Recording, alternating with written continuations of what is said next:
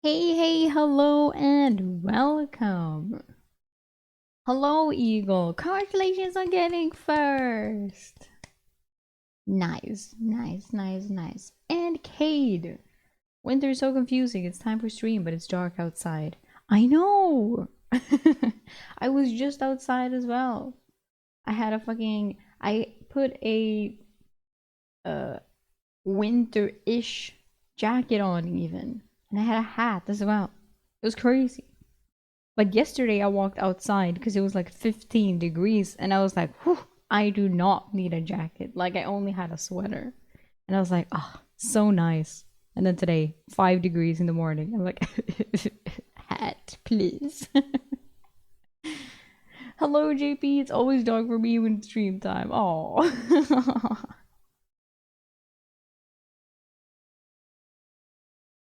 Well, if it helps, it's mostly dark for me when it's stream time as well. And yes, especially now in the winter. But even in the summer, it could be like I usually streamed while the sun came up. Half of the stream dark, half of the stream light and bright. And light and bright is also what this novel is. Because it's a white page. Anyway. Because we are reading, as always. And I enjoy it.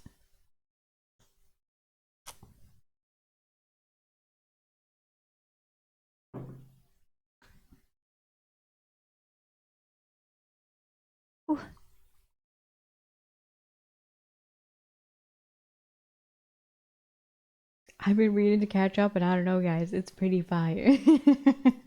I agree. It is. We are on chapter 126. We will read 126 today.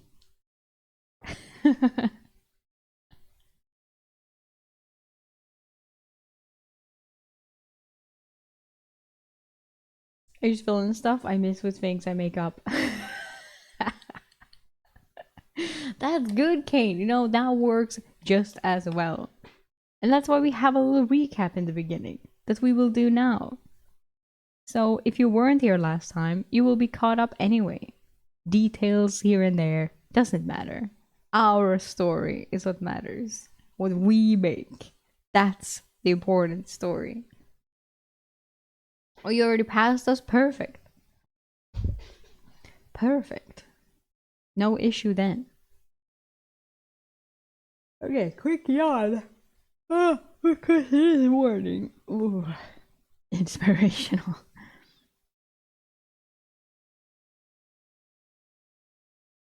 50 chapters. Well, that's a few streams. That's a few streams. Damn, holy shit. That's more than an accident.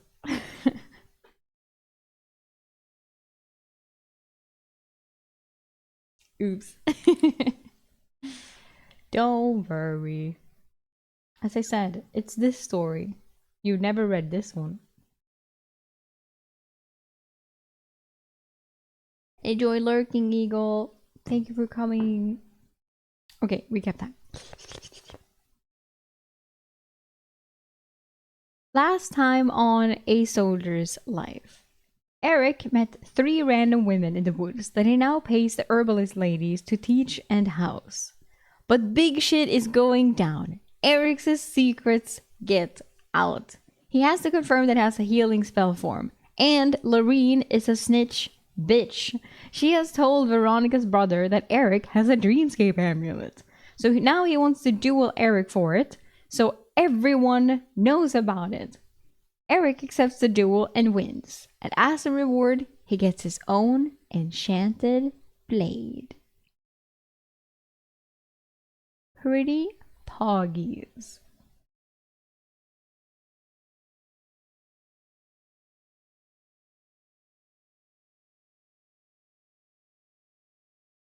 I always hated Lorene.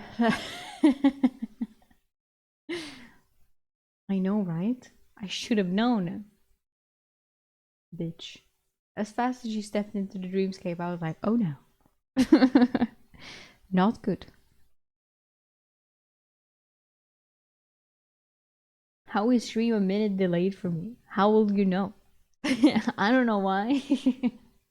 Refresh, refresh, refresh.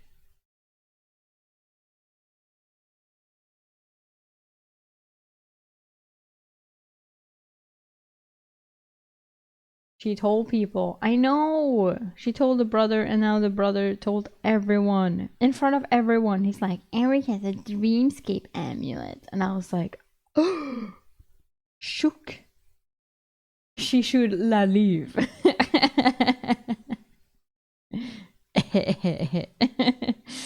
Indeed.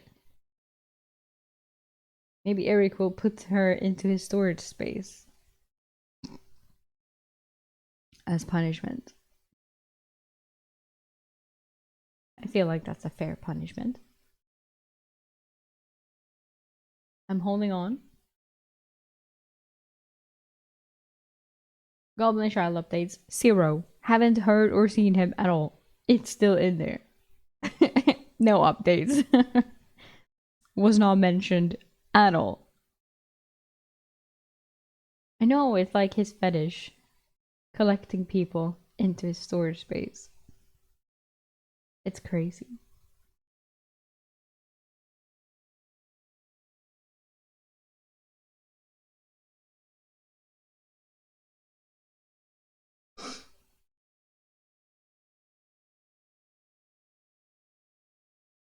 But okay, here we go. All updated. Ooh. Chapter 126. Choosing Sides. I was seated across from Castile, a worn, dark oak table between us. 2 gold rings, a silver necklace, and some folded papers were on the table. She studied me until I started to get uncomfortable. Castile broke the silence. "Can I see the amulet again?" I did not hesitate and placed the amulet on the table. Castile picked it up and turned it in her hands. I was watching her eyes to see if she used it. She eventually put it down, never having tested it. I never heard them called the Dreamscape amulets before. There were 2 of these at the Mage College, usable only by the first citizens and under the supervision of a high mage. They could help you learn new spells in weeks instead of months. Castile made strong eye contact. "How did Boris know you had this?" I winced. It was Lorene, the servant assigned to me. She caught me using it and figured out what it was. She promised not to tell anyone. Yeah, and that went well. Castile's eyebrows raised in a mocking visage. "I will talk with the Duchess. I am sure Lorene will be suitably punished for not informing her before her brother." That made me feel slightly better. Me too. She deserves some type of punishment.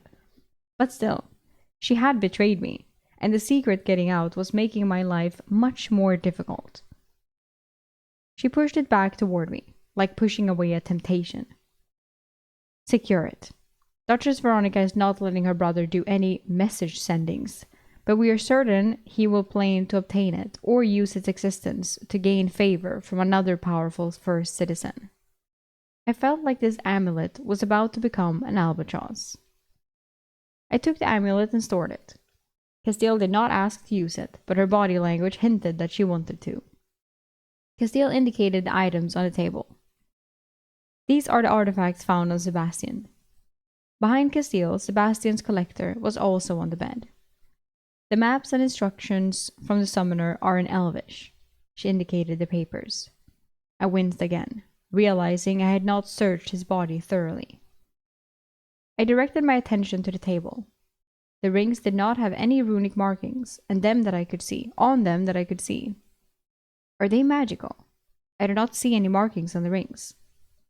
The silver necklace clearly had a unique pattern in the links. Castile frowned.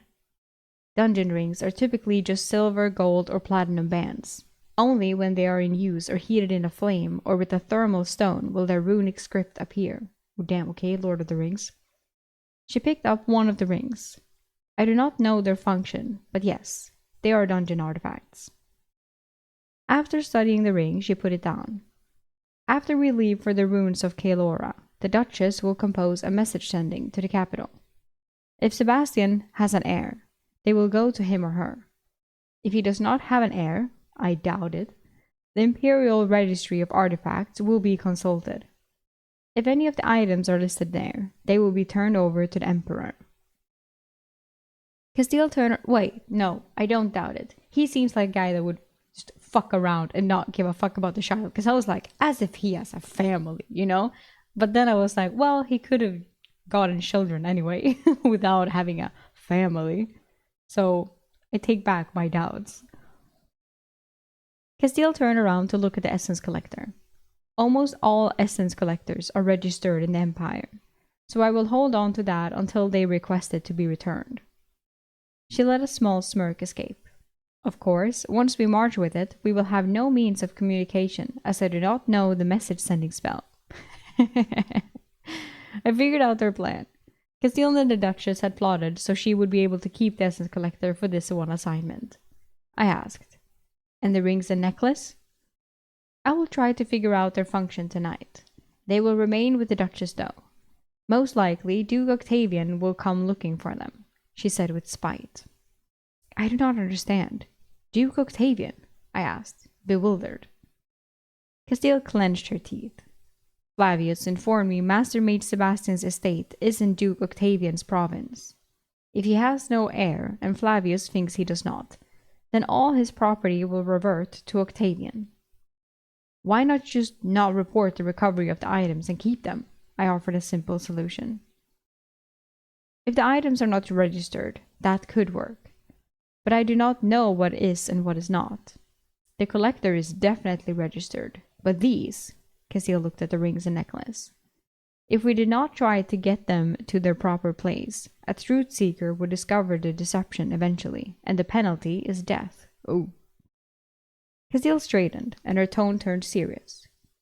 We have avoided why I asked you here. Huh.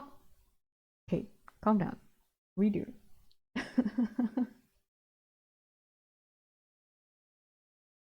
We have avoided why I asked you here long enough. Constantine and Flavius are both suspicious of you. The wyvern had no wounds, and no poison works that fast. With her tone change, I got uncomfortable. What happened to, if you do not know, you cannot tell the truth seeker? What? Huh?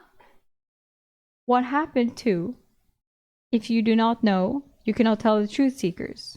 I said slowly. Oh, what happened to, if you do not know, you cannot tell the truth seekers? I said slowly.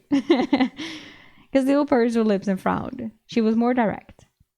I am not asking you anything. I am telling you, Constantine and Flavius will be watching you more closely. If Constantine watched me any closer, his head would be stuck in my ass, I joked.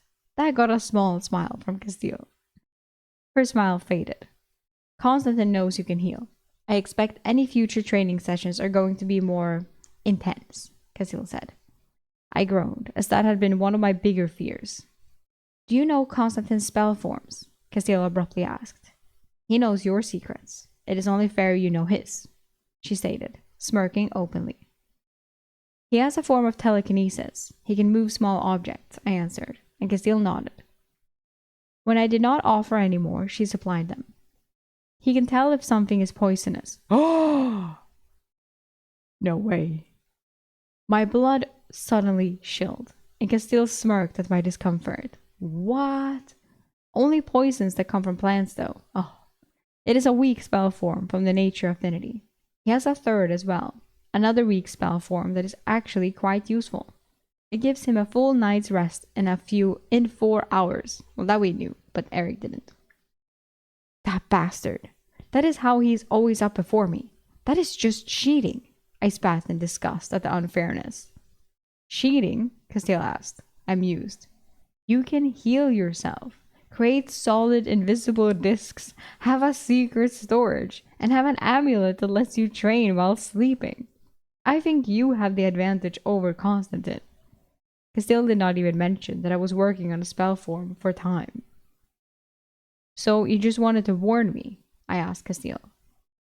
Castile rubbed her brow, trying to come up with a way to explain it. Yes and no. Also, the amulet complicates things. Constantine will soon hear from the others that you have it, and he will tell his Praetorian Guard or master. Boris will continue to pursue it. It is going to draw a lot of attention to myself and the company. I was confused. I could not believe such a small device could cause so many problems. Then what do you want me to do? Give it away? Flee the Empire? I said the latter in jest, but the thought crossed my mind often. Castile's eyes danced with indecision. No, it is not yet time we do that. A cold feeling ran down my spine. Castile had just confirmed some of my suspicions. Yeah, she had clearly used the word we. She had been grooming me to help her flee the Empire. At least, that is what I was interpreting from her words. It had been intentional on her part as I read her eyes. I waited for her to continue. You could always sell the amulet or seek protection from a first citizen. The Duchess? I asked, trying to read her intentions. Castile was impassive as she answered sadly. If you wish to enter her service, then you could. I know a few men of the company who would take her up on her offer. She did not sound bitter, though. I also suspect that the Duchess is already working with Constantine's Praetorian master. What? Constantine is working for the Duchess? I asked. I was baffled. Castile deliberated in silence, deciding what to tell me. No, it is not that simple. I think Antonia Segredo is using the Duchess to keep me safe. Antonia Segredo? The merchant queen you thought is Constantine's handler? I asked. Handler. Interesting way of putting it, Eric. But yes, while Firth is here to ensure I do not betray the Empire, Constantine appears to be here to ensure I do not get myself killed. She has some purpose for me, and I do not know what it is, Castile disclosed. Is that why he pushed us so hard to get to the capital for the tribunal? I asked. Partly so, I believe. He also has some loyalty and sense of justice in him, Castile said softly, as her thoughts wandered briefly. Too many things were playing through my mind.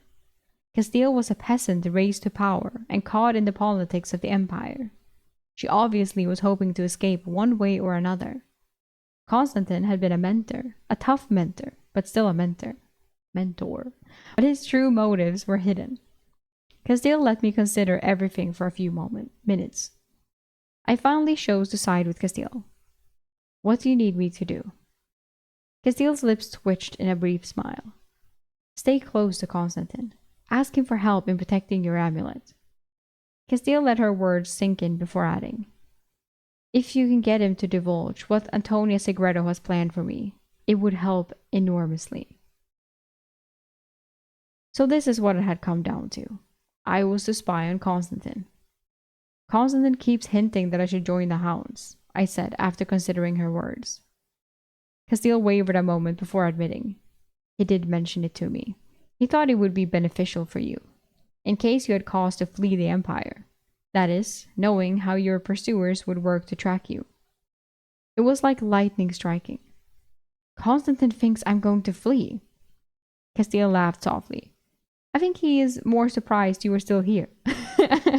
He has tracked more than a few legionnaires in his time, and the first day you arrived, he warned me you had all the signs of a runner. I thought on it for a moment. So I should ask Constantine about working for Antonia. Before, she may have seen you as useful as a smuggler, but now you are actually a competent soldier with self-healing and a secret storage space. Castile paused, maybe realizing how attractive I was to recruit. I committed to Castile's side, not seeing many options. Yeah, I understand and will try to gain Constantine's confidence. Castile nodded but did not smile. If you need help in the future, you can trust Adrian, Felix, Matteo, and Blaise. I tilted my head before figuring out what Castile was hinting at. If I decided to leave the Empire, as she was planning, then those four would be trustworthy. Matteo, really? I asked about the legionnaire who did not know how to hold his tongue. I was also surprised Delmar was not among the names mentioned. Castile nodded. Foolish with his tongue, but I bet Castile knows, but loyal and brave beyond measure. Ask him about his family sometime. It is a fascinating tale. I stood. I should get some rest for tomorrow's march. Are you going to loan one of your new blades to Brutus? Castile asked as I made to leave. Before we reached the ruins, yes. I want to try them both before deciding which I will use and which I will loan to him. Castile nodded approvingly, and I left. I returned to the northwest tower to find Mavieth animatedly talking with Flavius and Constantine.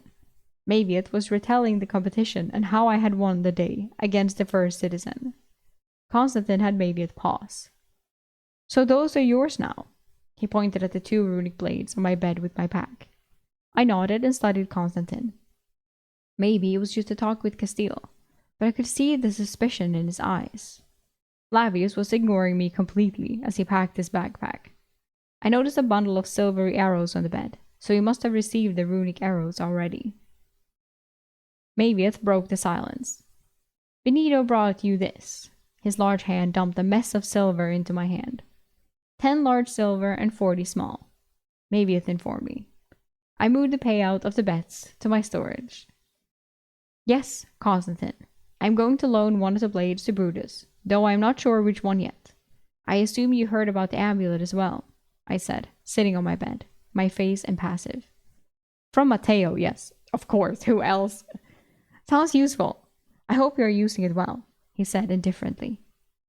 Mavieth could feel the tension in the room and asked, does anyone want to play checkers? The cuteness never ceases. I love him so much.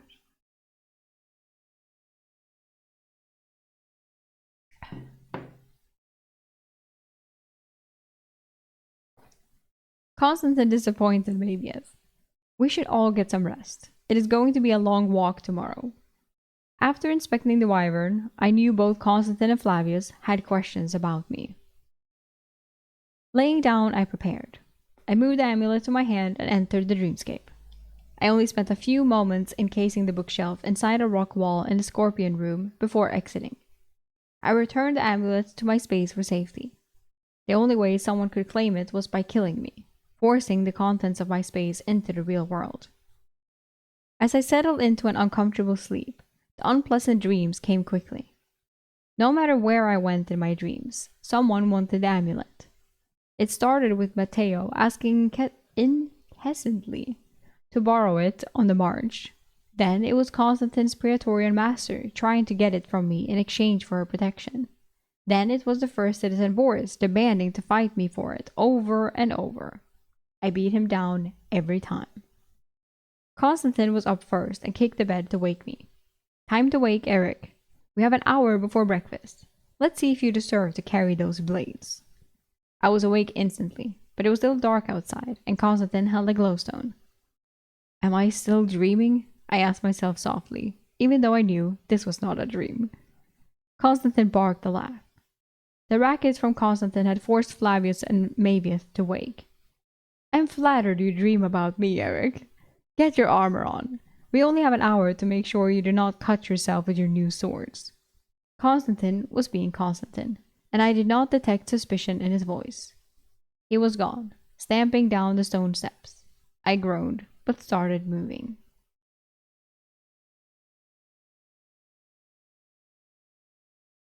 Chapter 127.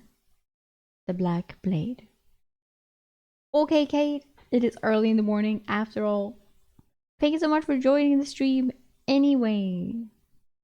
And I hope it goes well as well. Bye, Kate.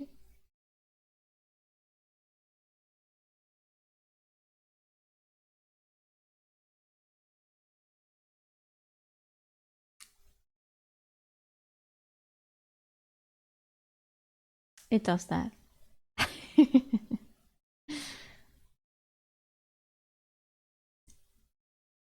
I followed Constantine down to the training yard, carrying my pack and 2 blades, so I would be ready to leave when the company marched.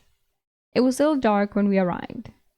The training yard was adjacent to the Citadel barracks, where the rest of the company was quartered.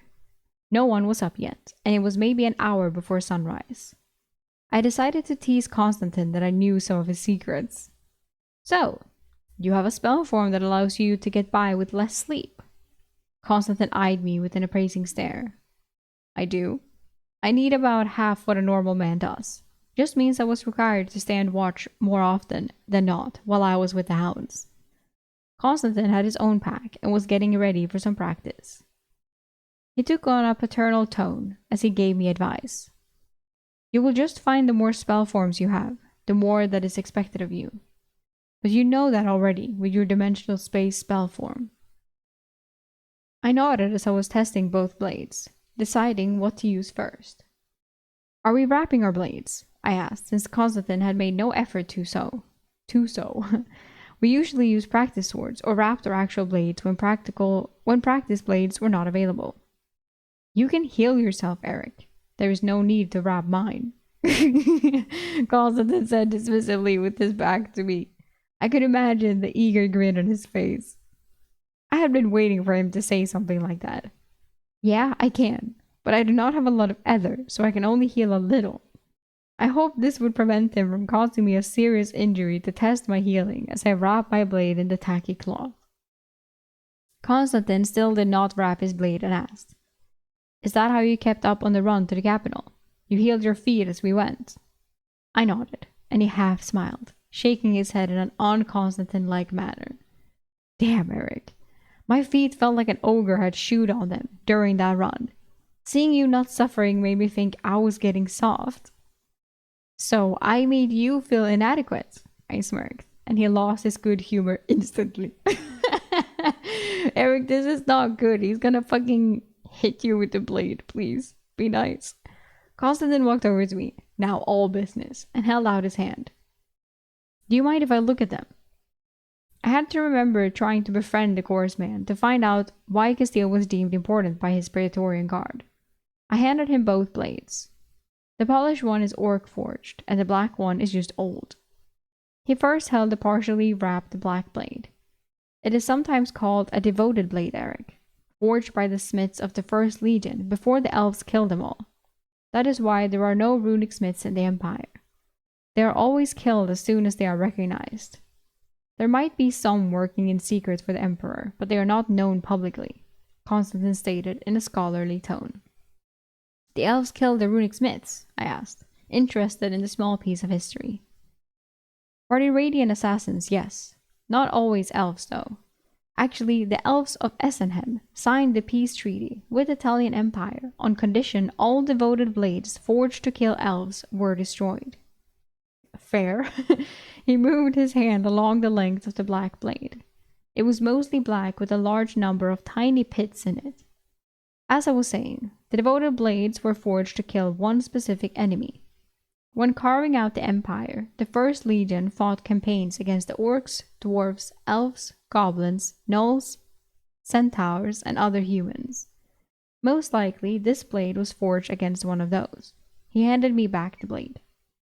It is rare and valuable then. So what does it do? Can it kill them with one swing? I swung the blade to test its weight. I have only read the histories, and this is my first time seeing one. The Black Blade companies were elite units in the various campaigns sent after the most troubling opponents. The stories say the Black Blades prevented beings from using magical healing, including potions, after being injured, Constantine informed me while facing me.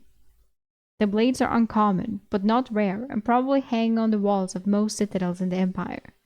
Dungeon blades are much more valuable and useful against all types of creatures.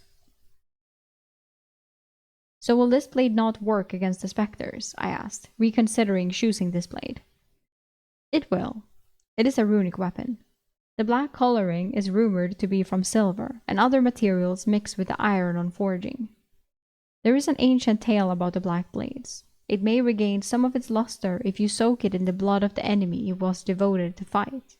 If you find another wielder of such a blade, you should ask them. He was ready to begin, and we engaged to start our practice. The clang of steel woke the men up, and a few came outside to watch from a distance and prepare for the march, repacking their packs. I realized they would not be happy with Constantine or me for waking them early. Neither of us was using shields, and the first serious injury was to my forearm. After parrying my blade, Constantine cut all the way to the bone on a slash where the vambrace did not cover. I cradled my arm to conceal the healing as best I could from watchful eyes. Reknitting the muscle and flesh took time, and Constantine watched, shaking his head in disbelief. I do not think he believed I could heal myself until he saw it with his own eyes. Constantine nodded to himself now that it was confirmed. Okay, Eric, your biggest problem is getting used to the longer sword. Your mind and muscle memory are still trying to use it like a shorter blade. The length gives you extra reach to attack and defend. Oh, really? Does a longer blade give me extra reach? That's crazy. You have enough strength and leverage to use it one-handed effectively. But a two-handed grip will give you more control. The longer blade and handle allow for different techniques. Now you just need to train those movements often enough so your muscle memory can use them instinctively. Yet now you have to go all Sorrow One Piece training. Just do the, 1,000 slashes a day or some shit. Constantine spent the next half an hour teaching me sword forms for the longer blade. More complex ones that I learned in Legion training. He barked as we engaged, and he forced me back. A free hand, when wielding a blade one-handed, offers great versatility, but the speed, power, and control when using a second hand are worthy trade-offs at times. Almost the entire company was outside watching now, including Brutus. I had tried the orcish blade, but the black blade just felt better in my hands. I was only loaning the other blade to Brutus anyway. Adrian appeared with Delmar first and yelled, Breakfast inside, then we march. As the cold air dried our sweat, I walked inside with Constantine. He asked, Did you see him? See who? I asked, confused. First Citizen Boris. He was watching you from the third-floor balcony. I am disappointed if you did not see him, he said, shaking his head. I noticed people watching from the windows of the citadel, but I didn't know who they were. I was too busy trying to avoid your blade seeking my flesh, I muttered.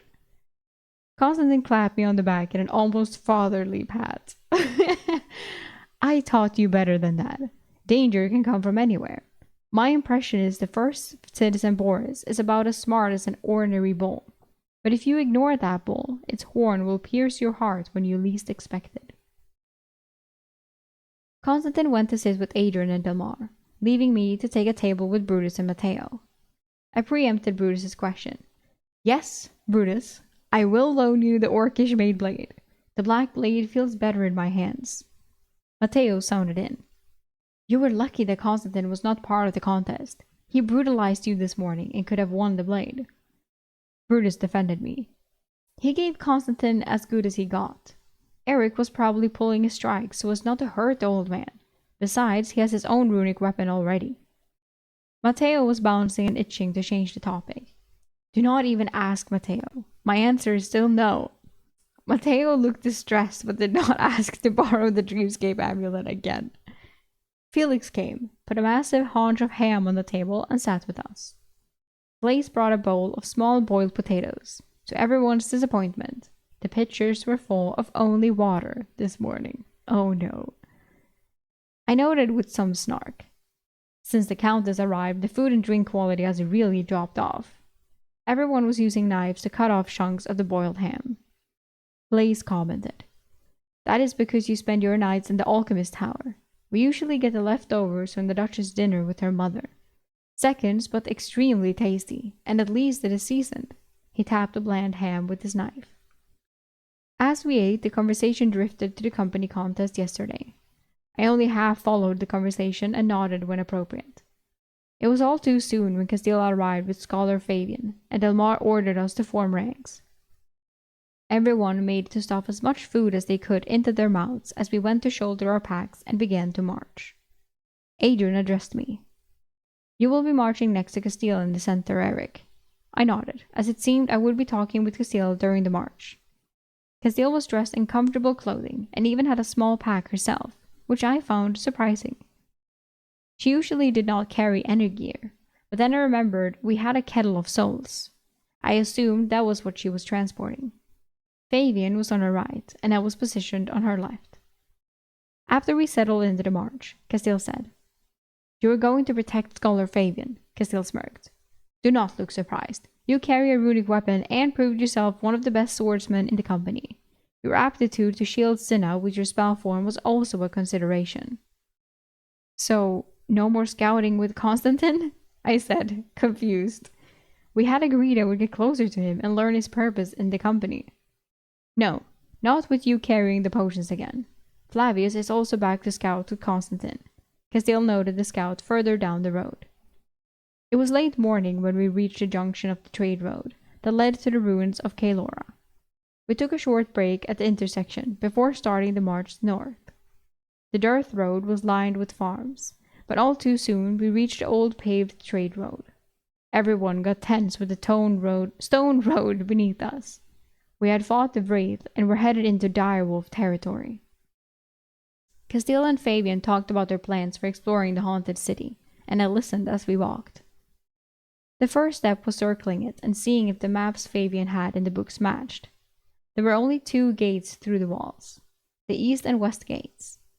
Fabian thought the west gate was the better access point as it was near the Elven library, where many of the books in the Duchess's collection had been salvaged. You just need to drink some.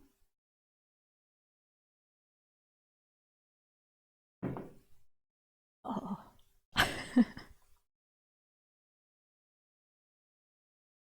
Fabian only found a short accounting of the expedition that recovered the books.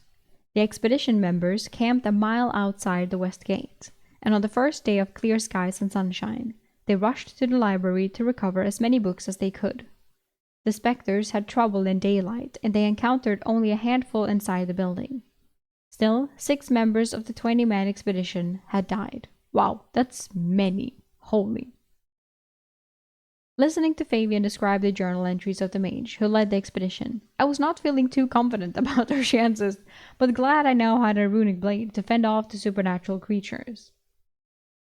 I also had the runic elven dagger as a backup weapon, and thought about loaning it to the scholar since he already knew about it. If the situation made sense, I decided to lend it to him so he could defend himself. The two finally discussed the possible locations for the mysterious shimmering labyrinth. Fabian gave his perspective. I strongly believe it is under the dominant hearth tree on the west side of the city. I have found numerous references of mages accessing the ley lines in the city in the same area, but no definitive location to the dungeon. Are you sure it is even in the city? Castile questioned, doubt in her tone. Fabian wavered. We have been over this before, Mage Castile. The selection of books they took in the expedition is highly varied. There are 19 references to the dungeon, but it does not appear on any of the maps. The Elven King and his court kept its location secret. The conversation went back and forth as Fabian described the city layout. The city's east side was residential, and the only area where non-elves had been permitted. The west side housed important citizens, such as the nobility, the wealthy, and many of their past artisans. Best artisans. That is what the city was known for. High-quality trade goods. They celebrated master craftsmen and the works of art they produced. Constantine came back from scouting to report to Castile, and Adrian and Delmar joined him. Castile noted, We are still south of the direwolf territory. I suggest we make camp soon. There was a brief discussion, and 4 miles later, Flavius found a defensible hill with clean water nearby, and we set up camp. Maeviath had Fabian's gear and set up their tents. Since I was in charge of his protection, I set my tent next to him. Maeviath set his own tarp next to mine. I was dreading Constantine asking me to train with the Black Blade. Instead, Castile approached Maeviath and me, saying, Maeviath, make sure you watch Eric while he sleeps. I do not believe one can perceive the outside world while using a dreamscape amulet. Castile made eye contact with me and nodded slightly before leaving. Castile was telling me that she expected me to use the amulet. Maeviath nodded seriously. I will guard your body with my life, Eric. Maybe I would not have to stand watch either. What about my turn on the watch? I inquired to confirm with the departing Castile. You are tied to Fabian. Do not leave his side, Castile said, talking over her shoulder as she walked away. Constantine overheard. Do not worry, Eric. I am sure Fabian will not mind watching you train. Fabian, already inside his tent, replied, I do not mind watching you practice, Eric. I heard of your exploits in the competition. Great, I said, sarcastically. After Castile left, I told Maeviath quietly, If you remove the amulet from my body, I will wake. I thought there were some secrets I would prefer to keep.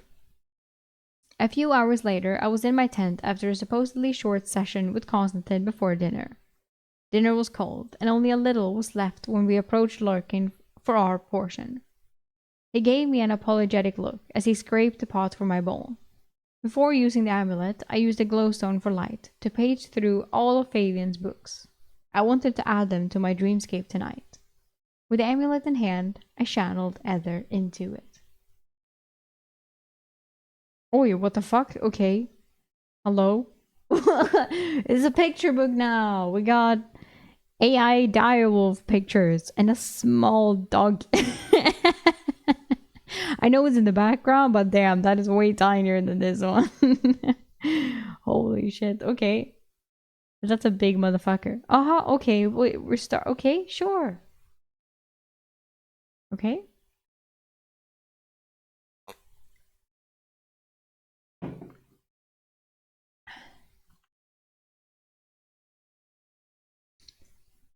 Chapter 128. Dire Feelings. The dreamscape looked as I had left it. I was half expecting to find strangers inside for some reason, now that others knew about it. Oscar greeted me with his bobtail wagging empathically. I petted the excitable Australian shepherd. I continued the dog therapy by talking to him. Guess this secret space is out in the open, Oscar. Oscar barked and chased to get a tennis ball I had created for him. I laughed. Guess it doesn't matter to you. You probably want more people to play with anyway. I tossed the ball for him while I made copies of the elven books Scholar Fabian had me carry. I couldn't read them, but there were some maps inside. Maybe the knowledge will be useful in the future, so I would not mind the backlash from adding too much from the dreamscape at once. With that task done, I walked into the first monster room, the Ankeg chamber. My sparring partners were playing cards. Constantine arched his eyebrow at me.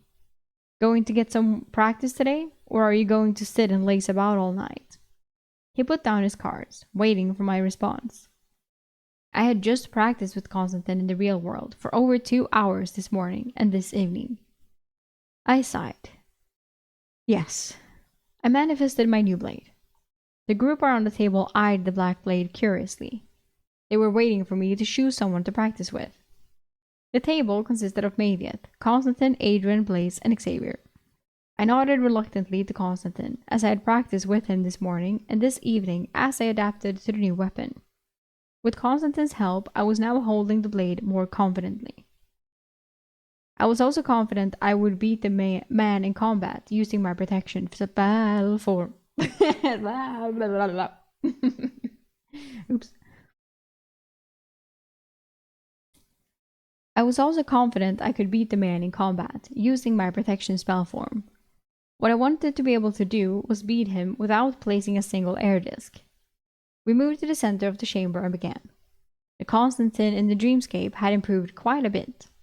I realized the magic amulet had upgraded Constantine's fighting style based on our practice today. It was learning from my new memories. It meant that the dreamscape manifestations were imperfect but could be improved upon. I spent 2 hours with Constantine and an hour with Xavier. Xavier's manifestation was good, but I doubted it fully incorporated the Swordmaster's experience. I tried to combine Xavier's skills with Constantine's. The results were surprising. Constantine's style had been blunter and simpler, while Xavier had an efficient and artistic style moving between the sword forms. Constantine's new blended swordsmanship suddenly became unbeatable. It was frustrating to fight his new efficient form. I took repeated losses and decided I had enough. I returned to the entry room and studied the spell form for slow aging. I was getting closer to the tipping point where I would finally learn the spell form. After about 7 total hours had passed, I stepped out of the dungeon and left the dreamscape. I opened my eyes to darkness and strained my hearing to perceive my surroundings. Men snored in their tents, and the men on watch whispered nearby. The night guards were arguing over who had the better attendant at the citadel. I could tell by the arguments' voices that it was Felix and Benito. If I remember correctly, Felix had a short, fat, middle-aged woman, and Benito an older woman who constantly scowled. I felt well rested and sat up. My head spun with vertigo, and I lay back down. The mental strain from adding to the dreamscape soon passed. Adding 8 books had been a little much in one session, or maybe it had been upgrading Constantine in conjunction. When I felt comfortable, I exited the tent and nodded to Mavieth, who was whittling new checker pieces. Oh. Serving the camp, there were 2 small fires. One had Constantine stoking a fire, and the other had Lurkin preparing hot food for the company's breakfast. I could see my breath. It was one of the coldest mornings I had experienced. I went and sat across to Constantine, who was focused on heating water in a small cup. The heat of the fire felt amazing on my legs as I edged them closer and closer till it almost burned. "How many days to Kaelora?" I asked. 2. He sipped his tea contentedly. "We will be in the direwolf territory after mid-morning. I am unsure if Castile will have us increase the pace or use caution. Positives and negatives to both courses of action." Before he could expound on the positives and negatives, I asked him a question. "Have you fought direwolves before?"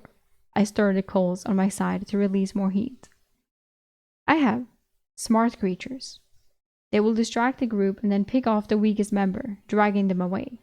Hopefully our numbers will deter them from attacking," Constantine said, while cleaning his cup of tea leaves. He then took out his weapons to clean, starting with his runic weapon. The silvery blade looked ethereal, reflecting the firelight. I took out my black blade to sharpen and clean as well. Like a power move. I also have a runic weapon. You do not sharpen a runic weapon, Eric. Did you notice it has no sharps on the edge? That durability is one reason why runic blades are cherished. To clean it, just use a rag to clean the length. Then use the oil rag on it. It will make sure it draws smoothly. I worked in silence across from Constantine. The oil rag he referred to was used for our metal helms to protect them from rusting. Constantine cycled through his weapons, and I did likewise. I was still carrying my short sword, a knife on my belt, and the Legion utility hatchet in my pack. Seeing us finish, Lurkin called us over for an early breakfast. Constantine and I enjoyed the dense bread that tasted like garlic, topped with warm berry preserves Lurkin had heated. Maybe had joined us, bleary-eyed, after a short nap. He had watched over me while I slept all night, which is not what I had intended. I had just wanted him to rouse me if there was a threat. Mavid's deep voice soon awakened the whole camp a little earlier than sunrise. Delmar called everyone to eat and announced we would start an early march. Mavid received some annoyed stares. Aww. Back on the old trade road, we walked till just past midday before a rest. I ended up working on my understanding of the Elven language with Scholar Fabian as a distraction from the boredom of marching.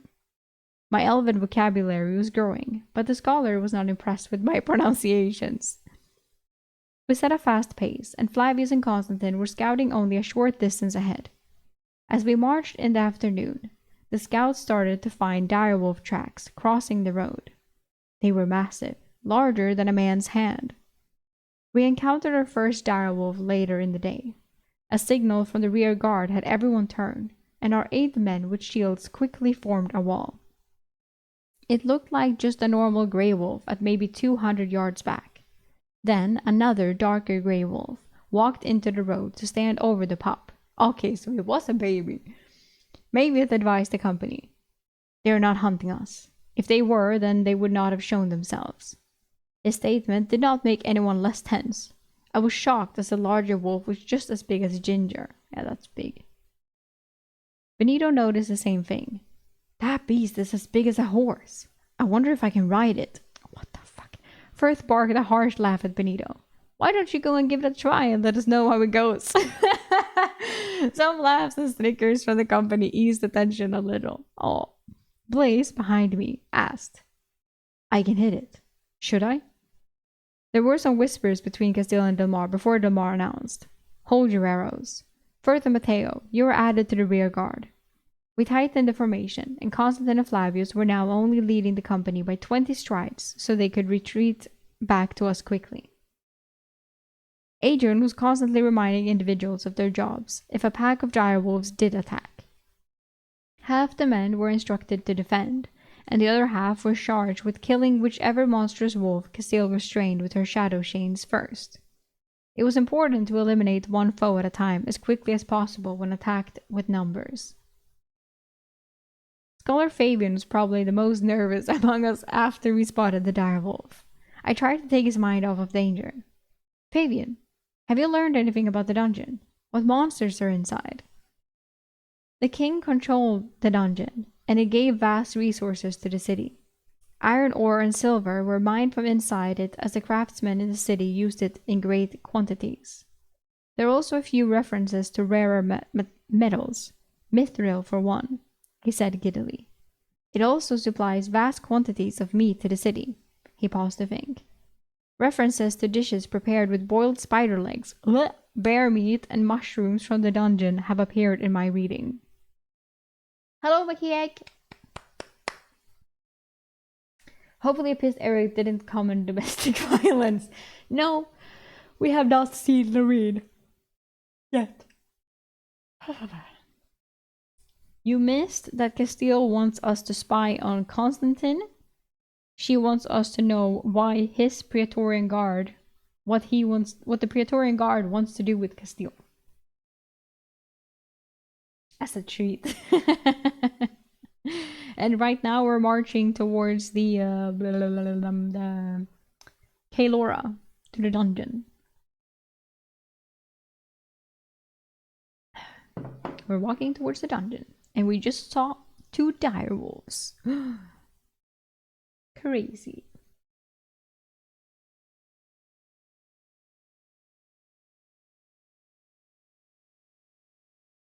While I was thinking about what horrors supplied those things, Larkin, our company cook, asked, "How do you prepare spider legs?"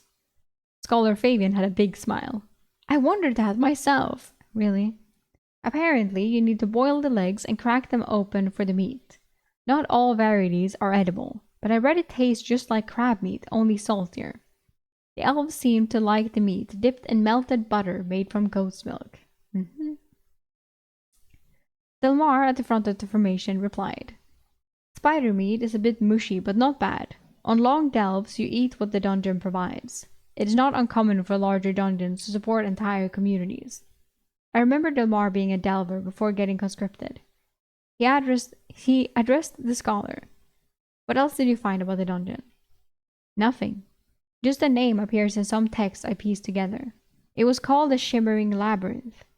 I think it is extremely large based on the references, but the king kept it hidden from the outside world as a treasure of his city and people," Scholar Fabian replied with uncertainty.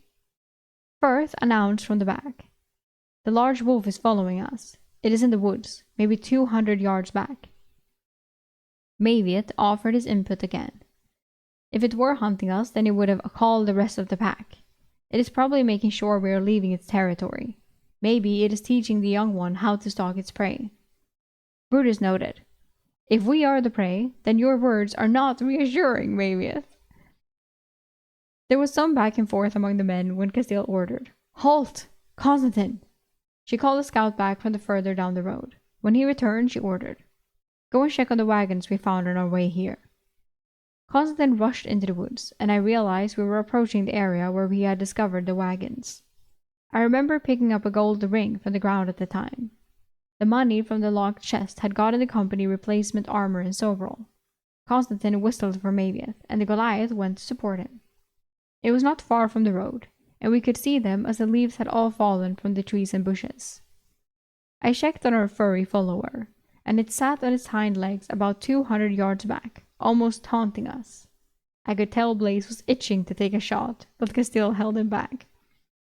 When Constantine and Maviot returned, "Just small animals have been by since." Castile nodded, but she had apparently expected something else by her consternation. The short rest was over, and we continued our march. Like D&D. There was a discussion on when we would stop for the night, as we had covered almost 40 miles today on the road. Castile told everyone to take out glowstones, and we marched into the night. Castile, being next to me, I asked, "Are we continuing because of the direwolf?" Castile considered her answer. "A direwolf following us is not unusual. What I am confused about was the first smaller wolf we spotted. We have not seen it since. I even searched for it and other direwolves. The large one behind us is the only one." Maybe it put it into its space. Fortunately, the blue moon was bright overhead, and the skies were clear. We marched for 3 hours in the darkness before Castile finally ordered us to camp in the middle of the road. Constantine objected until Castile told him she hoped the direwolf would approach during the night so she could snare it with her shadow chains, and we could eliminate it. That got everyone excited. Really? Eliminating our stalker would be welcome and boost morale. Yeah, if it succeeds. We set up a tight camp for the night, and the watch was doubled. Castile reminded Maviot to watch over me again. It was her way of telling me to use the amulet tonight. I did not know how I felt about using the amulet with danger so close. I reminded Maviot, "All you need to do is remove the amulet to awake me, but get some sleep tonight yourself." "I understood you the first 5 times you said it, Eric." The Goliath seemed frustrated that I either did not trust him, thought his memory was terrible, or was tense like the others with the direwolf stalking us. My tent was in the company's center, next to Scholar Fabian. When I crawled inside, I debated not using the amulet again. It felt like there was a building tension in the air to me. I think Castile felt it too. I decided to spend a few hours inside anyway, and focus on the spell form for slow aging. With Oscar in my lap, I spent 2 hours studying, and then exited the dreamscape. I listened, and men were whispering, but there was no alarm. I could hear Mavis breathing heavily as he sat on a log he had rolled over near our tents. I entered the dreamscape again. Oh, okay. He's like, I don't think I'm gonna use it. Uses it twice. About 3 hours in, the familiar feeling of the spell form inscribing on my core sweeping through me. Oh! Congrats, Eric! I had learned the slow aging spell form inside the dreamscape.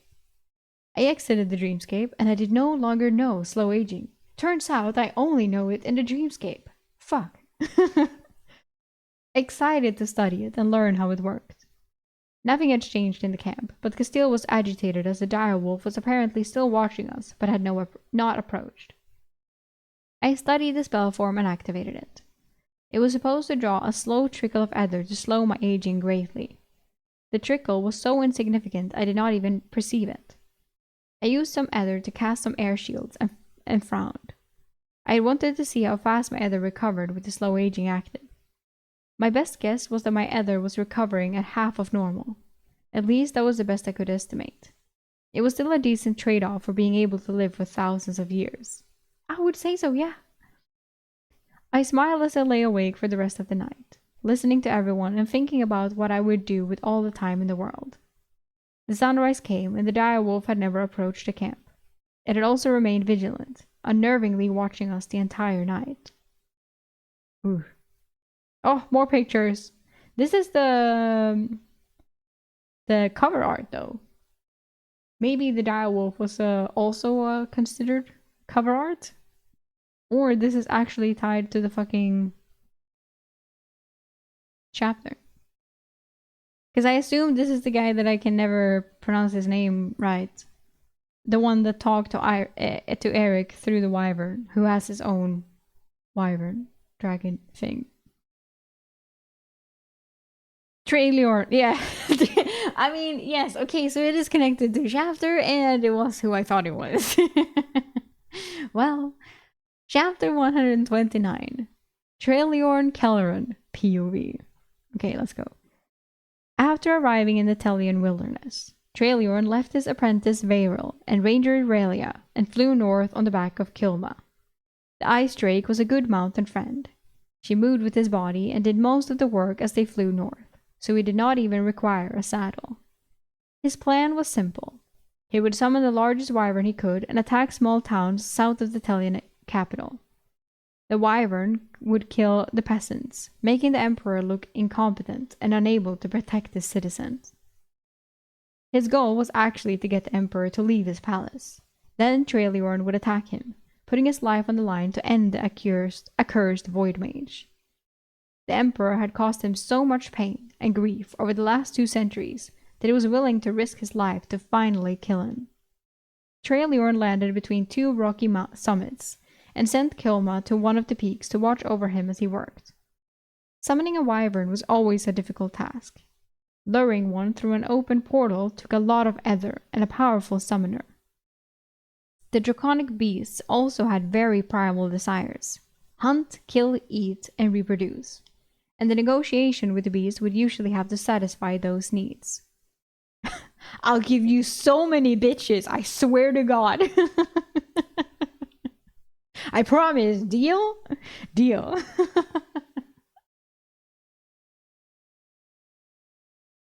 I see. That's special. Did not know that was a thing.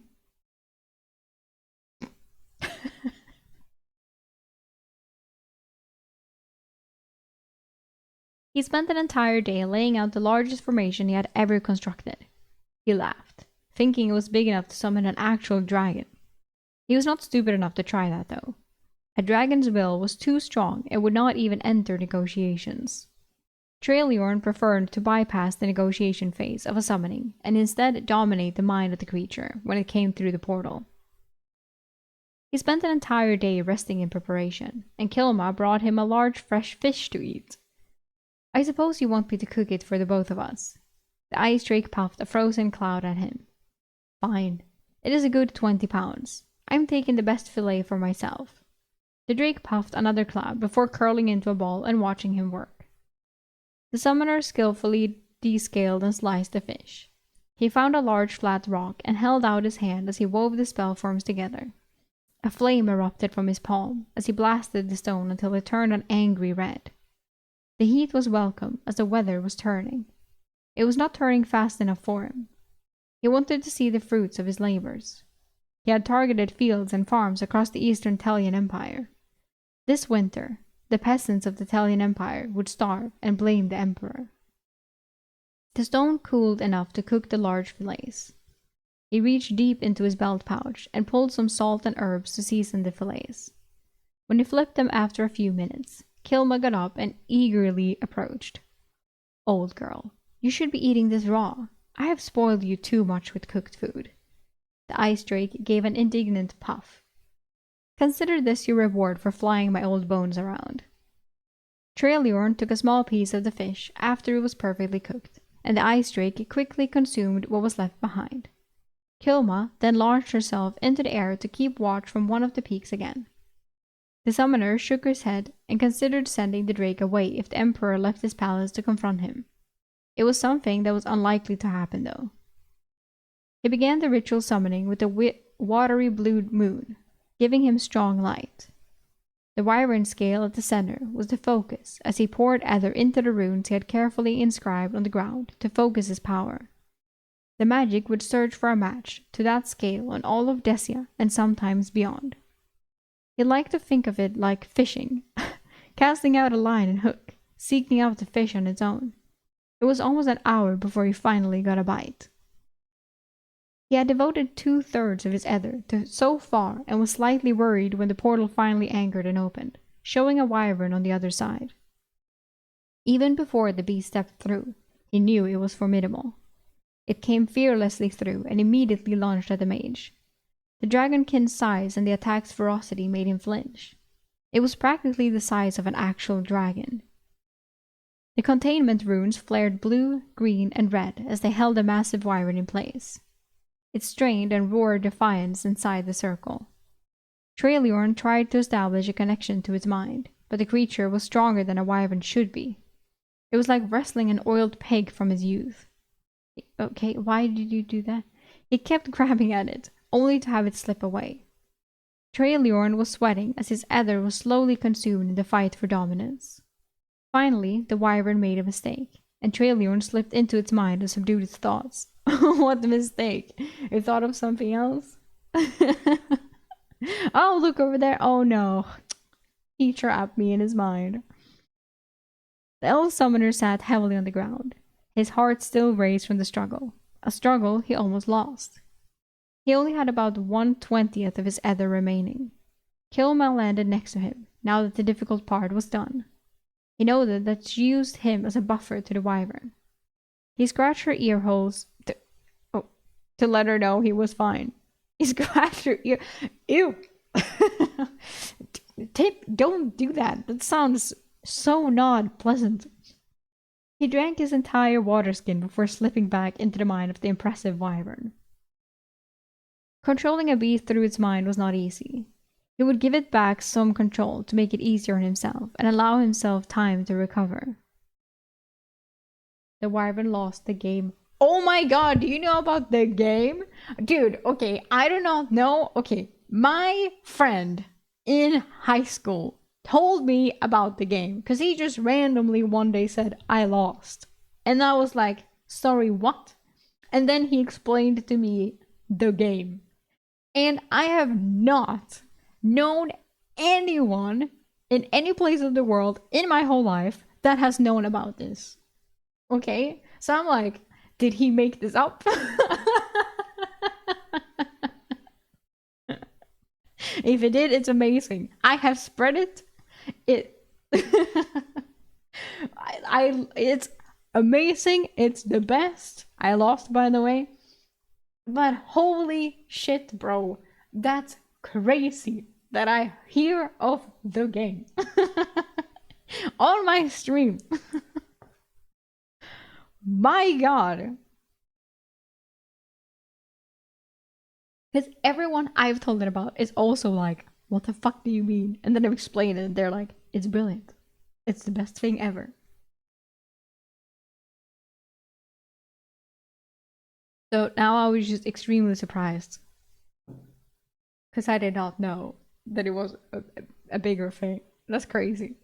That makes me happy and sad. Awesome. Spread the love of the game.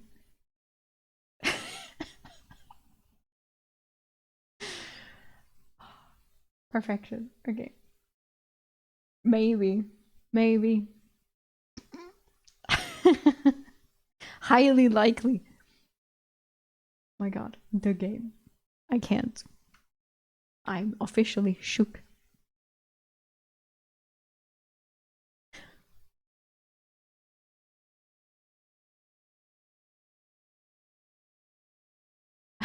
Damn it. Oh my god, now I can use it on stream. I can just randomly says fucking I lost.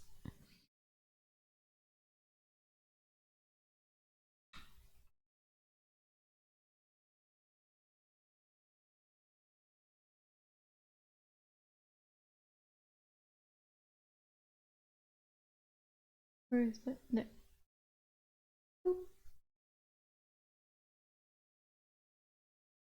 Okay.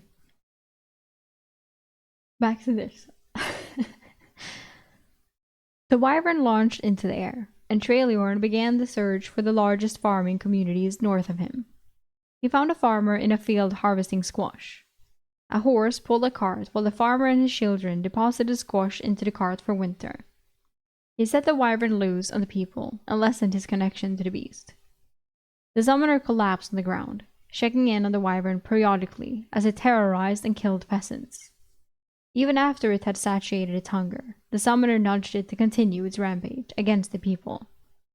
It had been a few hours since the summoning when he received a message sending from his apprentice, Beryl.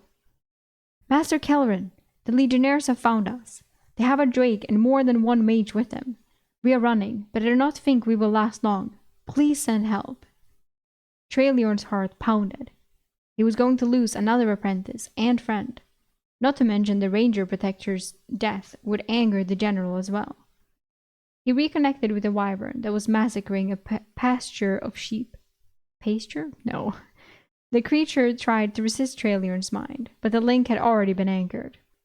He forced the creature into the air and sent it south to find his apprentice. Such complete control drained his ether rapidly as he searched through the eyes of the beast. He headed for any large flying creatures in the skies. He was searching for the drake. Beryl had an anchor stone for a portal, making it somewhat easier to determine the course, but it was more of a feeling than a true direction. He knew he was not going to make it in time. It was just too far, but at least he could get his revenge. There. Not the drake, but the anchor stone. The massive wyvern landed in an open, greasy area, dotted with trees. Underneath one of the trees, he found Beryl alive. When the wyvern did not attack, relief filled the young elf's face. Master Kelleran, is that you? Traileorn used weak telepathy to communicate through his bond with the wyvern. It is me. Where are the ranger and legionnaires? A pained look came on Beryl's face. She gave me more time to run. They caught her. The legionnaires killed the 2 hill giants I summoned and are coming after me.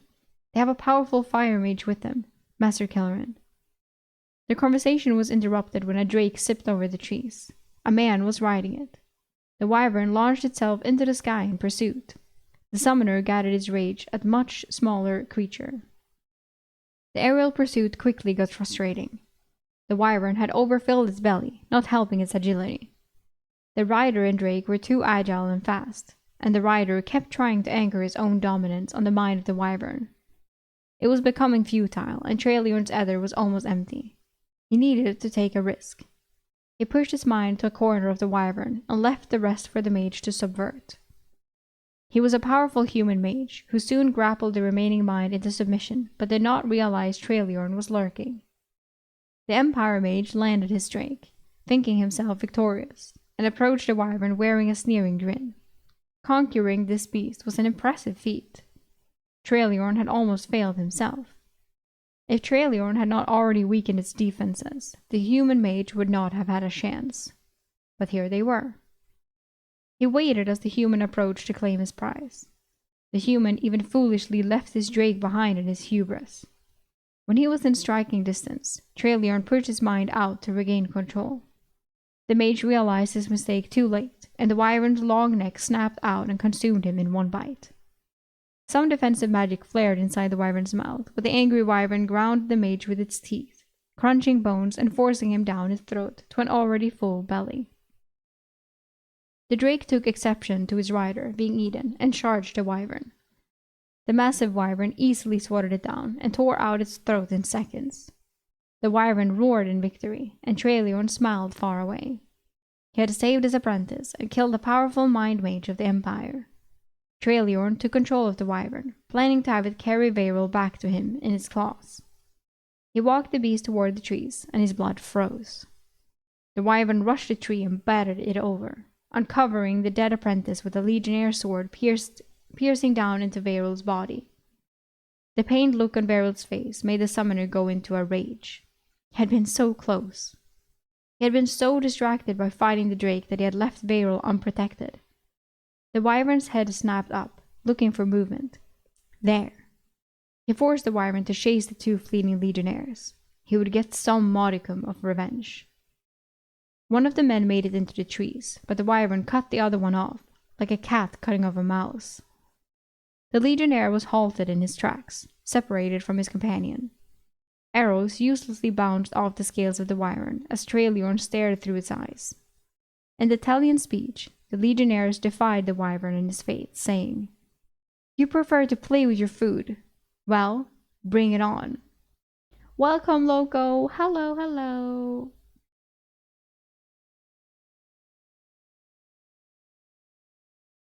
Traeliorn approached slowly and sent a message into the legionnaire's mind. "You killed Varel, my apprentice." He looked shocked at the message, but seemed to understand the wyvern was talking to him. Surprise crossed his face. He asked, "Traeliorn?" So the young legionary knew who he was. He must be a hound sent to find him, and he found Varel instead. The wyvern's black eyes focused on the legionnaire.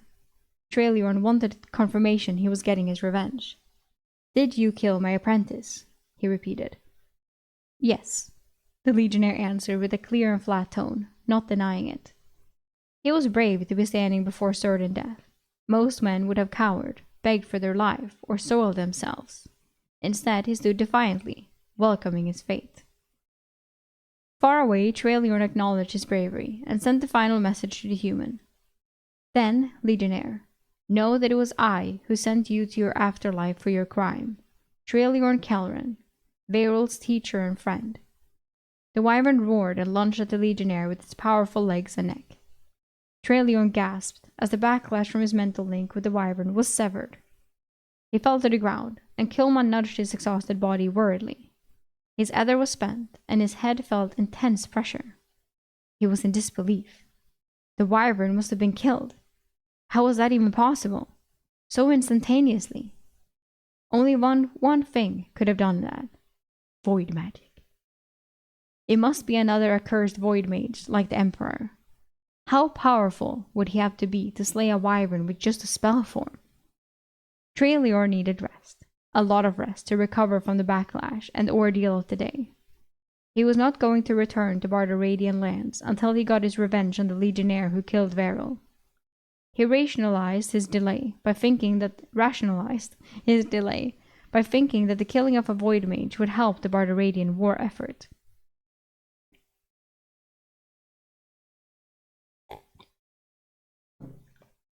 He's so badass, right?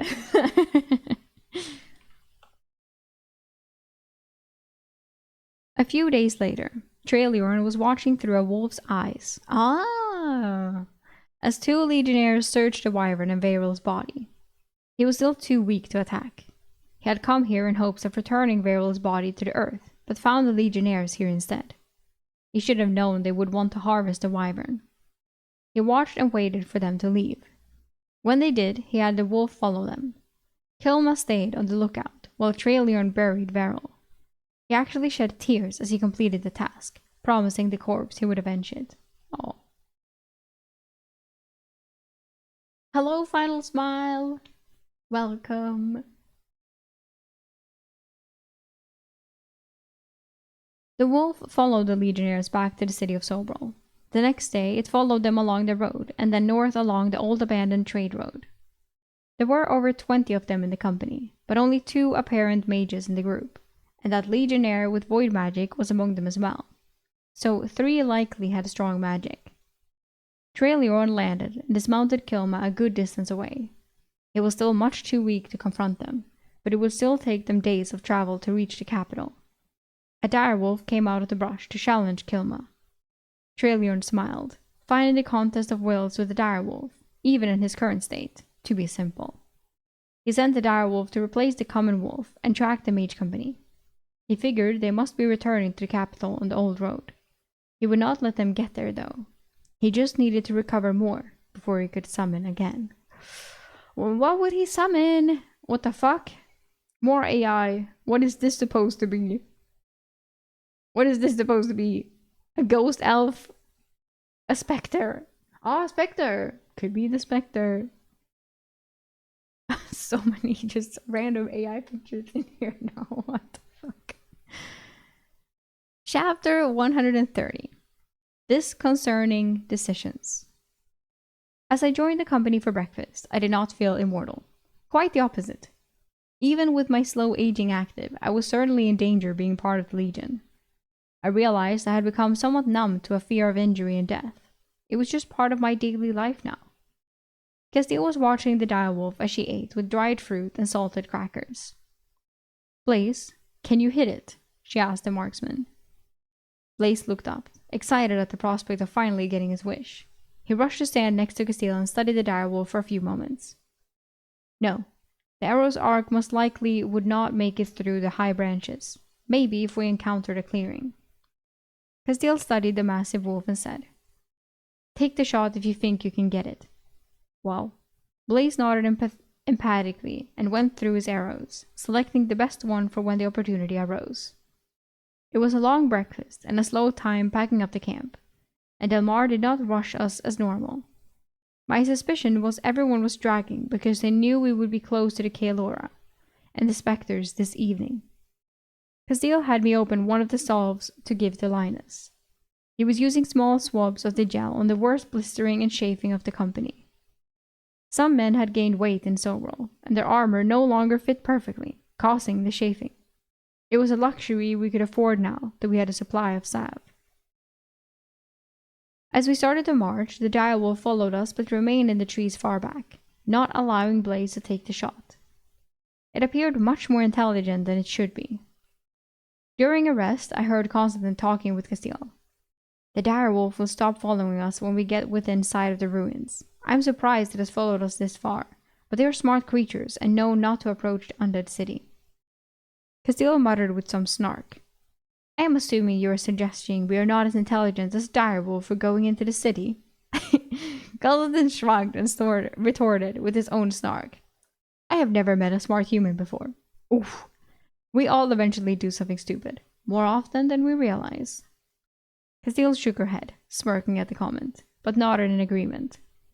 She looked back at the wolf, concern on her face. Do you think you and Flavius could hide and ambush it when it passed? I am certain there is only one. Constantine studied the direwolf, its red eyes seeming to glow from the distance. With 5 of us, maybe. Eric may be with Blaze and Flavius. Of course, it's fucking Eric. He named his choices for the ambush. I let out a low grunt from nearby, but was ignored. Why was I constantly being volunteered? Castile ended up shaking her head. No. Perhaps it is as you say, and you will leave us as we approach the Elven ruins. The afternoon wore on, and the road got wider as we passed over familiar stones. In one break of the trees, I could see the mammoth tree jutting out of the city ruins. Constantine said the elves maintained gardens of special trees. Scholar Fabian also noticed the tree. That must be a hearth tree, a ceremonial tree where the elves' dead were buried among the roots to be returned to the earth. The roots run deep, and they never stop growing. The First Legion supposedly cut all of them down within the Empire's borders. The lumber was used to construct the Emperor's palace in the capital. How? Maybe it asked, awed by the trees as well. I would think it would take 100 men to circle that gigantic tree. As he stepped from behind the tree, Constantine answered the question. Magic felled the trees, of course, Goliath. He looked up at the canopy, which was odd as it was the only tree that still had all green leaves while every other tree in the forest was turning fall colors and losing its leaves. Constantine had a sour look on his face because I had not spotted him sneaking up on me. He noted. Giant eagles were nesting in it the last time we passed. Adrian relayed to everyone in his command voice. Giant eagles are a danger and can lift a man 100 feet in the air and drop them to their death. He made eye contact with everyone. Do not wander in the open unless you want to test your ability to fly. We broke into the clearing around the city. Looking at it now, it felt like the forest respected the city's territory, and there was no overgrowth from the road toward the city. It had been 1,500 years, yet the 400 yards to the city were utterly unobstructed up to the walls. I was saying city too much. It has to be the city walls. Up to the walls. Constantine issued orders. We will stay under the cover of the trees as we circle to the western gate. As we moved under them, few leaves were left on the higher branches. The company made a slow pace as we skinned the skies and the woods. Scanned the skies and the woods. I was not the only one to see the direwolf off in the distant woods, still keeping track of us. I guess the haunted city did not scare it off. On our right, it was easy to see the city walls were crumbling. Large sections of the ramparts had collapsed. Some ancient foundations could be seen outside the city wall, with the wooden structure they once supported long since collapsed and rotted away. The overwhelming presence of death lingered in the air, with the vegetation refusing to grow and only the massive green tree jutting out of the city. When we reached the western gate, we found a large wooden gate the height of 2 men and wide enough for 6 horses to ride abreast through. Delmar questioned aloud. Why has the gate not rotted to dust? Scholar Fabian answered immediately. The elves treat their wood with a preservative that can last the lifetime of an elf. Elves can live more than a millennium. Blaze, who has incredible eyesight, said, It is not in good condition. It looks to have some rot, and there appears to be a gap in the middle on the right. He pointed, but I could not see anything inside the city. Castile studied the sky.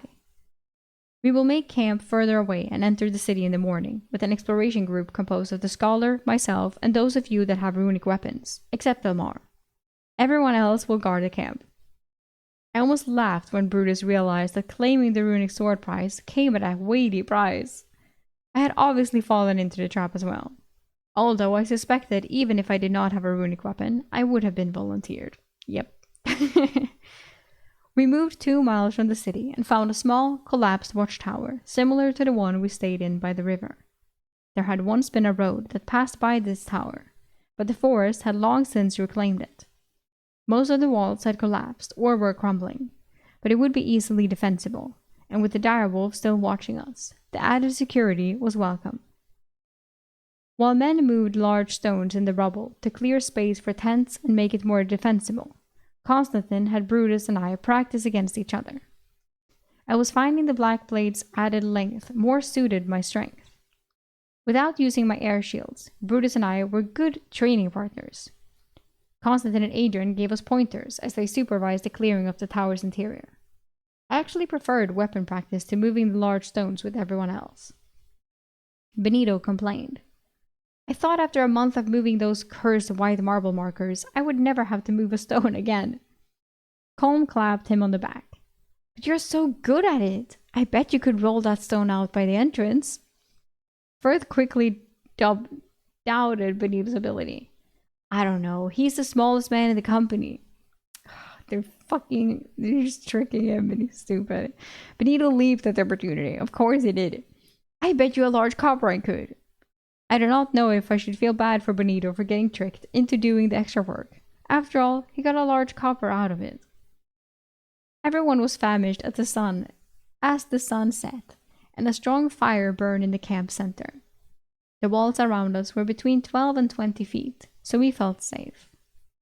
Dark clouds had moved in to cover the moon and stars, making it pitch black in the surrounding woods. We established a shit pit going into the old basement of the tower, as no one was going out into the woods tonight.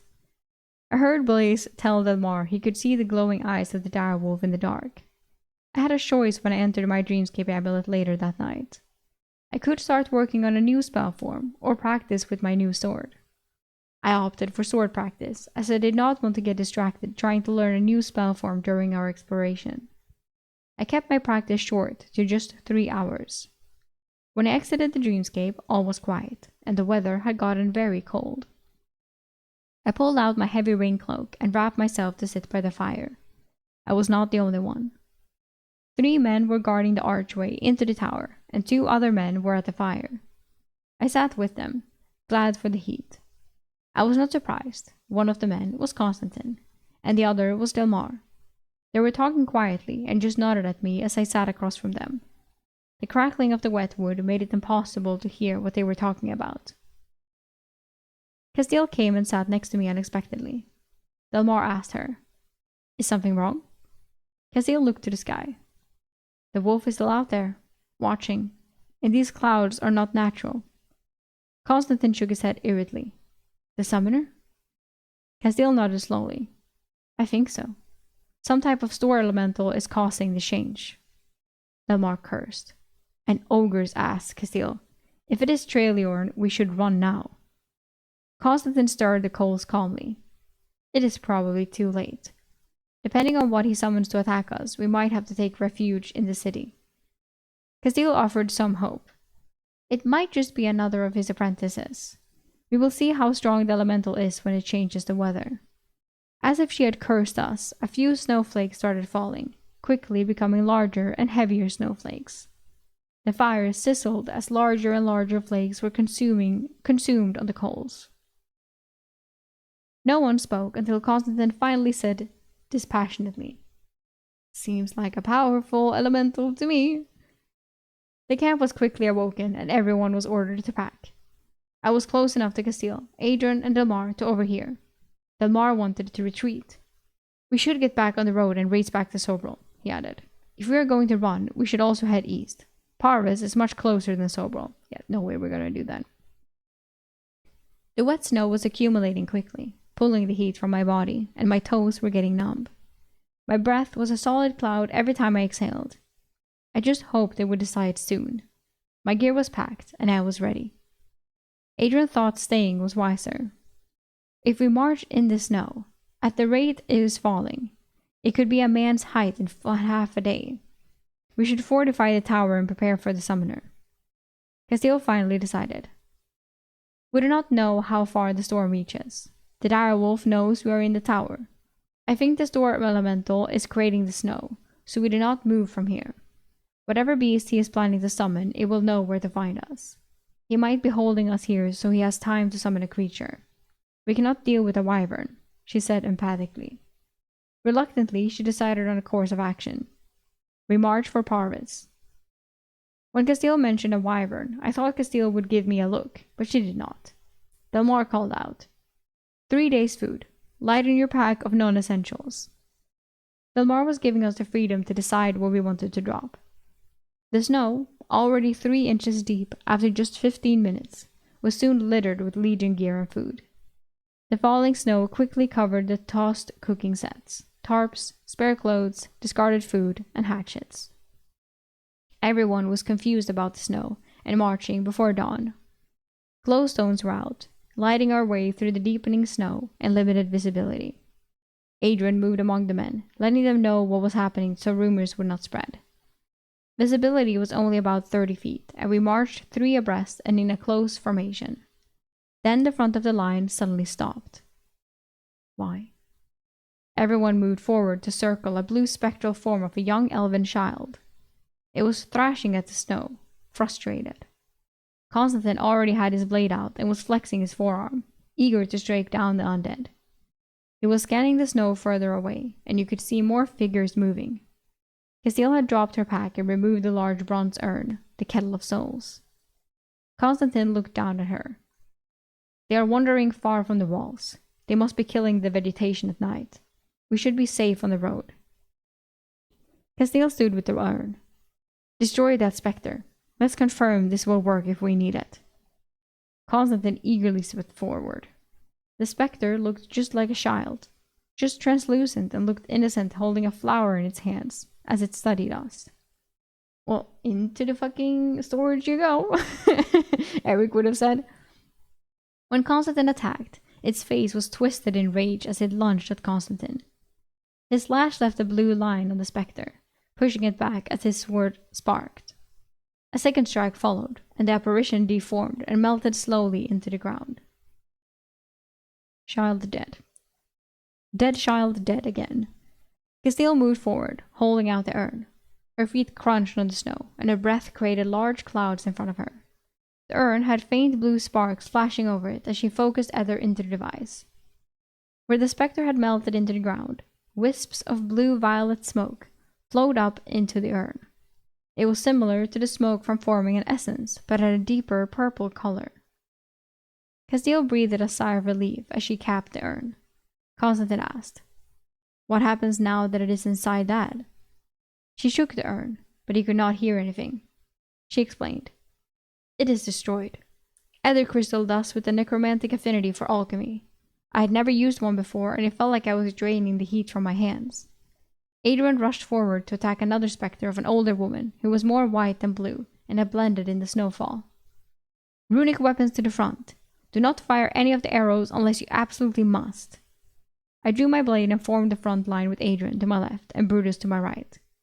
Castile was drawing the second dead spectre into the urn. My first opponent was the image of a guardsman. He wielded a spectral blade, and my slash passed through the blade and connected with his body. I did not get the same sparks as Constantine's blade, but it felt like I had struck something akin to a training dummy. I stabbed with my next strike, pushing it back. My third attack was an overhead swing into its head, and it finally started to melt into the ground. Blue wisps of violet smoke from my defeated foe flowed back toward Castile. 9 spectres were killed before they stopped coming. Damn. Adrian was breathing heavily and accounting for all 23 men and Castile. Delmar barked. "It is getting heavier, Castile." He was right, as the flakes were larger and our line of sight was dwindling. Constantine advised, "We will never make it if the snowfall is this heavy all the way to Parvis." Everyone's helm had an inch of snow on it. The snow also melted on our necks from our body heat, soaking our clothes under the armor. Hypothermia was going to be a real problem soon.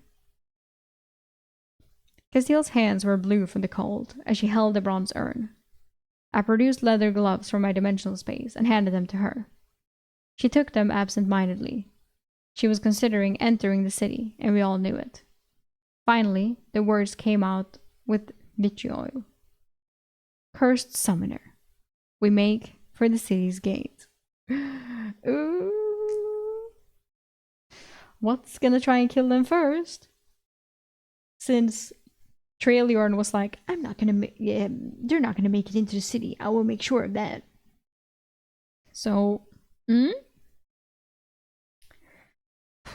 seems like there will be a lot of action next time.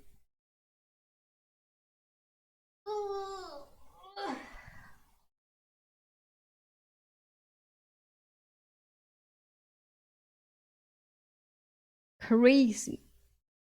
Crazy, crazy stuff.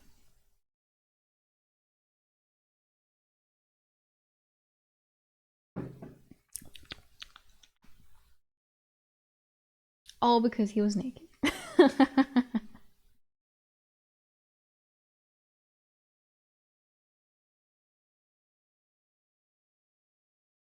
And it's crazy how fast we're zooming through these books. We're already at page 79 and it has 469 pages. So soon I'm gonna have to ask again, like, so how about book 4? I've never had to ask so far. He's always been like locked in. He was like, "You should be around here by now. Here's the next book." And I'm like, "Thank you."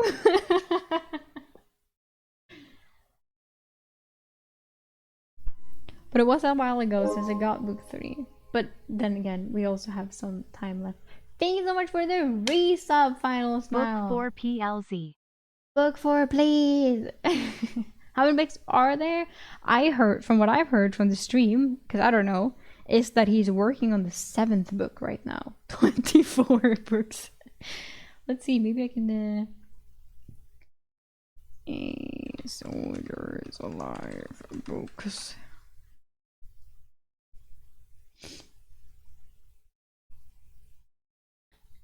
Here we have series. It is 5 books that I can see. At least on Goodreads. It says that there are 5 books.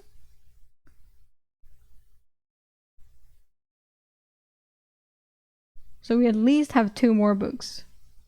But I feel like I've heard that someone say that he's working on the 7th. But it could be wrong. But at least 5, so that's good. If we get permission to do it. Which I hope.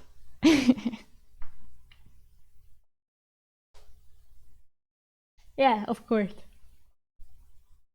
He is further on Patreon. Okay, see, yeah. Yeah. But we still have a lot left. So no fret yet. Black screen of misery. Yes, it's the black screen of misery, but I will change to the ending screen of misery, I guess. But it's the ending screen of the Wawas. 7 or 8. Oh my god. I mean, the more the better, right? Yeah. We have to do this shorter stream today, only reading today, because I have to work on the video on for Wednesday, because it's a long story this time. 10 total. Ooh, that's nice. That's nice. Because they're all about like around 450 pages each. Because I also saw on Royal Road that he posted a new novel not at all long ago that is a prequel that is called it's not called A Soldier's Life, of course. It's called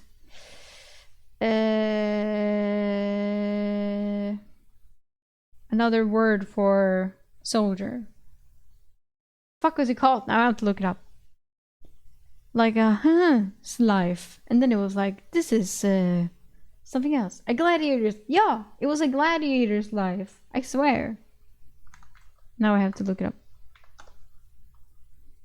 Royal Road. Then I have to go for A Soldier's Life. Boom, boom. Did I find it?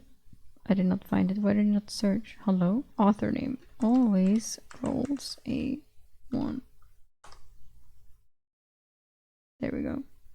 A Gladiator's Life. Yeah. Because it said that he posted... Yeah, there's only 8 chapters so far, and he started like 13 days ago. He published chapter 1. And I was like, what is happening? Is he already done with The Soldier's Life?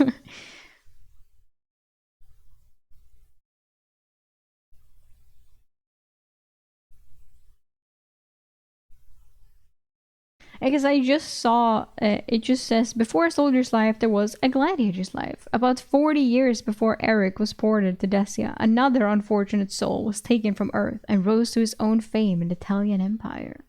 So I was like, ooh, interesting.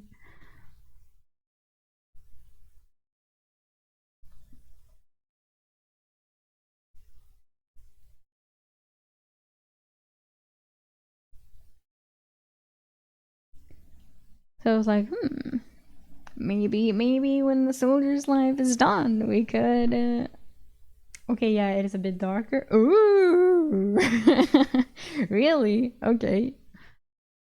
I see. It says Grim Dark is a tag. Grim Dark is a tag. And anti-hero lead, of course. Even bloodshed. Well, this is a gladiator after all, not a soldier. Gladiator, a bit more. But yeah, I was like intrigued, interested. Maybe in the future. But we still have a soldier's life, and I'm very happy with that. But we like the little guys.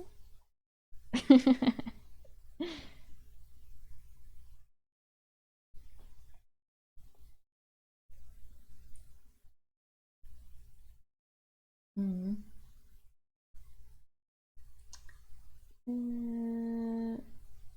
But yeah, I have to work more. So I need to save my voice so that a little bit now after this, so I have time to do it afterwards, so I can hopefully get it done by Wednesday.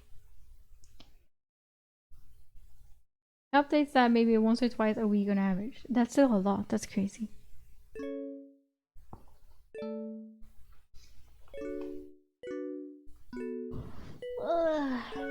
Thank you so much for coming to the stream. I appreciate it. I appreciate it. Do you plan to play some Valhalla soon? I do. I really want to. I really want to. I'm just gonna have to have the time for it when I don't have to do a lot of other shit. But then I will. I will rewatch what I missed. Hell yeah. Only little guy I like. Yes, the Wawa man. Thank you so much for coming to the stream. It was fun as always. Please feel free to go follow me on my socials, and the Discord is also very joinable. So thank you so much once again for coming and watching. It was nice. I enjoy it. Hope you did as well. Have a nice rest of your day, and I will see you again next time. Hey då! Bye bye!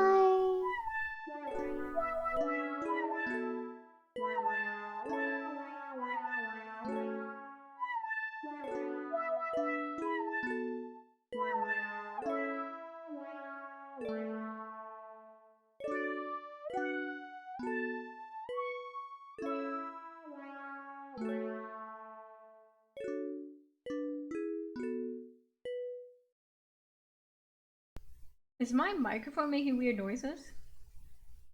I can see now on the wavelength. If it's done that this whole stream, I'm gonna fucking freak.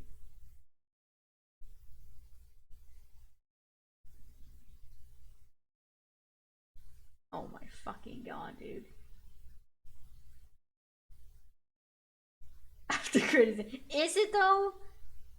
Can you hear the mic doing noises? Yes or no?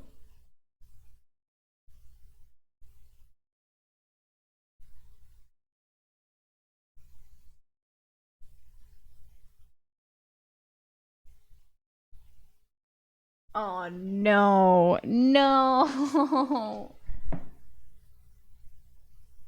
No, no, no, no, no, no, no. Oh, the video is destroyed. Oh, fun. Why does it do this? Wait. I need to fix this. Oh my fucking god, bro. Why? Now the video is destroyed.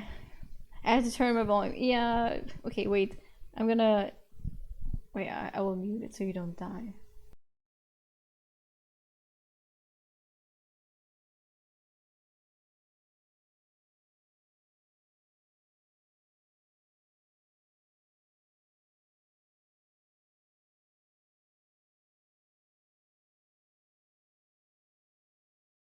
I literally took the mic off and it was still making noises. I was like, how is that possible?